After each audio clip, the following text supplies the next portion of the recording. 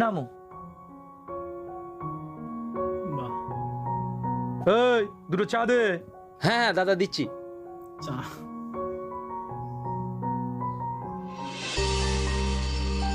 কি দেখছিস?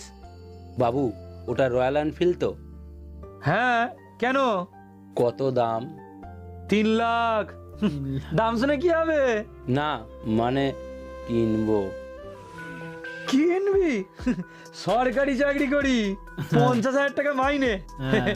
তুই চা বিক্রি করে রয়্যাল এনফিল্ড কিনবি? আরে বাবু তুমি চা আলাদের গরিব মনে করো নাকি? হ্যাঁ, এক কাপ চায়ের দাম কত? 10 টাকা। 10 টাকা? পার ডে 1000 কাপ চা বিক্রি করি, 1000। তাহলে তাহলে মাসে কত? কত ইনকাম হবে বলো?